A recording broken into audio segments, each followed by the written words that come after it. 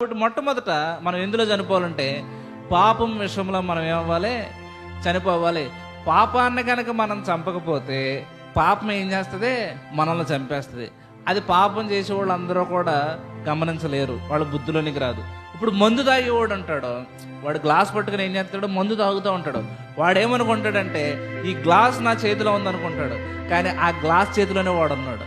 లేకపోతే ఆ సీసా చేతిలోనే వాడున్నాడు. వాడి చేతిలో సీసా లేదు, సీసా చేతిలోనే వాడున్నాడు. ఇప్పుడు సిగరెట్ కాల్చేవాడు ఉన్నాడు, వాడు ఏమనుకుంటాడు, నా చేతిలో సిగరెట్ వద్దే నేను దాన్ని కాలుస్తున్నా అనుకుంటాడు. కానీ నిజమేంటి, సిగరెట్ చేతిలోనే వాడున్నాడు, వాడు దాన్ని కాల్చట్లేదు, సిగరెట్టే వాడిని కాల్చేస్తుంది.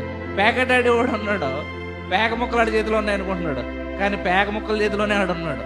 ఇప్పుడు నువ్వేమనుకుంటావు, ఒక అమ్మాయి వెనకాల తిరుగుతావు, ఆ అమ్మాయి నీ చేతుల్లో ఉందనుకుంటావు. లేదు లేదు లేదు, ఆ అమ్మాయి యొక్క బంధకాల్లోనే నువ్వు ఉన్నావు. ఇలా పాపాన్ని ఏది తీసుకున్నావు నువ్వు అనుకోవచ్చు.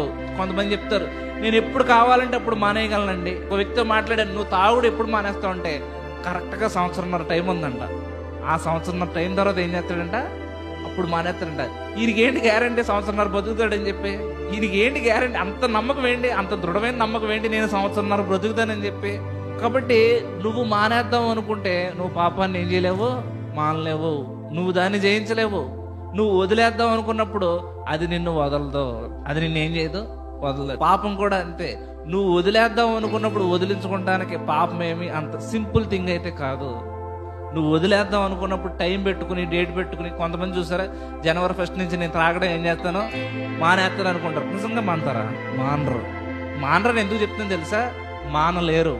ఎందుకు మానలేరు, పాపం ఈయన చేతుల్లో లేదు, పాపం చేతిలోనే ఈ వ్యక్తి ఉన్నాడు.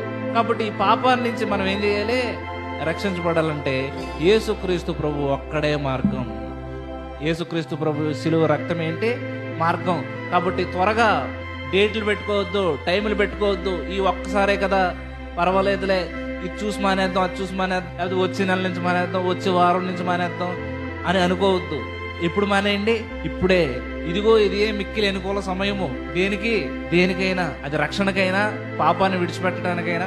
ఇప్పుడు నువ్వు పాపం చేసావు, పశ్చాత్తాపడాలంటే ఏం చేయాలి నువ్వు, కొన్ని పశ్చాత్తాపం ఎప్పుడు పడాలి. ఇప్పుడు ఒక వ్యక్తి ఉన్నాడు, అతను పాపం చేశాడు, అతను ఎప్పుడు పశ్చాత్తాపం పడాలి, అప్పుడే పశ్చాత్తాపడాలి. కానీ ఒక మీటింగ్ ఎట్టి ఆ మీటింగ్ లో నేను పశ్చాత్తాపడతాను, పశ్చాత్తాపానికి మీటింగ్ లో అవసరంలా, పశ్చాత్తాపానికి ఏదో ఒక స్టేజ్ అవసరం లేదు, పశ్చాత్తాపానికి ఒక ప్లేస్ అవసరం లేదు. నువ్వు రోడ్డు మీద బండి మీద వెళ్తున్నప్పుడు కూడా ఏం చేయొచ్చు, నీకు పాపం నువ్వు గుర్తొస్తే ఆ బండి డ్రైవ్ చేస్తుంటేనే పశ్చాత్తాపడచ్చు. ఇంటికి వెళ్ళిన తర్వాత పశ్చాత్తాపడదు అని ఏమి టైం డిలే చేసుకోవాల్సిన అవసరం లేదు. కాబట్టి పాపం విషయం ఏంటి, మరణించాలి.